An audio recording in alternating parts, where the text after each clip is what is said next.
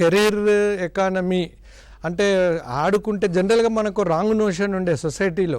మేము చిన్నగా ఉన్నప్పుడు వేరే స్పోర్ట్స్ ఆడితే మీకు ఎడ్యుకేషన్ రాదు, you cannot excel in education, నీ కెరీర్ పోతుంది అనేది. బట్ ఈరోజు ఎన్నో ఎగ్జాంపుల్స్ ఉన్నాయి డెవలప్డ్ సొసైటీస్లో. మనం చూస్తుంటే స్పోర్ట్స్లో రాణించిన వాళ్ళు సంపాదించిందంత, వాళ్ళు సక్సెస్ అయినంత మేనేజ్మెంట్ కానీ ఎక్కడైనా కానీ ఇంకా ఏ ఫీల్డ్ అయినా కానీ మనతో తట్టుకోలేరు. అదే ఉద్దేశంతో ఈ కెరీర్ ఎకానమీని ముఖ్యంగా తీసుకొని స్పోర్ట్స్ మేనేజ్మెంట్ కోర్స్ అని ఒకటి మేజర్గా, తర్వాత పర్ఫార్మెన్స్ అనాలిటిక్స్ ఈ మధ్య కొత్తగా వచ్చిన ఈ కాన్సెప్ట్. ఇది ఒక వ్యక్తి స్టేట్లో గెలిచిన తర్వాత, నేషనల్లో గెలిచిన తర్వాత, ఇంటర్నేషనల్లో గెలవడానికి కావాల్సిన ఇన్పుట్స్ అన్నీ మనం అనాలిసిస్ చేసానికి అందించడానికి, తర్వాత ఇన్ఫర్మేషన్ ఇవ్వటానికి, స్పెక్టేటర్ ఓరియంటెడ్ గేమ్లకు కూడా ఒక అనాలిసిస్ ఉంటే వాళ్ళు దే విల్ ఎంజాయ్ చేస్తారు అనే ఉద్దేశంతో అనలిటిక్ అనే ఒక కోర్సు. తర్వాత స్పోర్ట్స్ మీడియా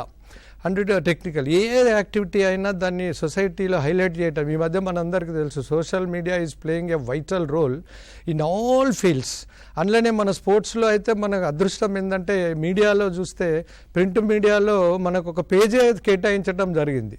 అలాంటి ఇంపార్టెన్స్ మన క్రీడలకు ఇచ్చినప్పుడు దాన్ని మనం ఎలా ఎన్కాష్ చేసుకోవాలి, మన రంగాన్ని ఎలా ముందుకు తీసుకెళ్ళాలి అనే ఉద్దేశంతో మనం ఈ కోర్సును కూడా ప్రపోజ్ చేయటం జరిగింది. తర్వాత coaching and development and mentorship. Coaching అంటే గురువు లేని విద్య ఏదైనా కానీ మనకు కరెక్ట్ కాదు, కాబట్టి గురువును ఎక్కువ చేస్తే అతని ద్వారా మనకు హైలీ టాలెంట్ ఉన్న మన రాష్ట్రంలో క్రీడాకారులకు కొదవలేదు, టాలెంట్కు కొదవలేదు, యూత్కు కొదవలేదు, ఫెసిలిటీస్ కొదవలేదు.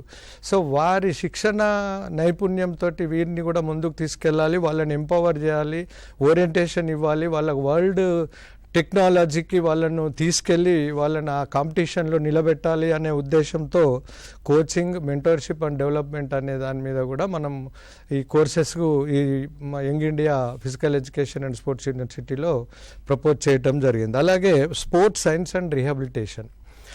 టెక్నాలజీ లేకుండా రోజు రోజుకు సైన్స్ చాలా డెవలప్ అవుతుంది. మనకు ఈ ఏఐ వచ్చినాక మనకి టెక్నాలజీ వాల్యూ తెలిసిందండి. ఈ 2-3 ఏళ్ళ ఏఐకున్న నాలెడ్జ్ తోటి మనము అసలు సృష్టించలేనిది ఏమీ లేదు. మనిషి అంటే సృష్టికి ప్రతి సృష్టిగా తయారైన దాన్ని మనం ఎలా వాడుకోవాలి, దాని ద్వారా మనం ముందుకెళ్ళాలి అనే దాన్ని కూడా మనము ఈ కోర్సులో కూడా తీసుకుంటే బాగుంటుంది అనేది మా university proposal. Then any event conduct చేయడానికి చాలా స్ట్రెయినింగ్ ఉంటుంది, సక్సెస్ చేయటం అంత ఈజీ కాదు, that particularly sports events.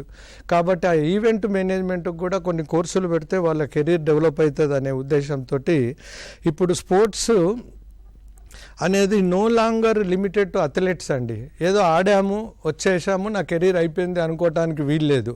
Sports it is a multi disciplinary career ecosystem.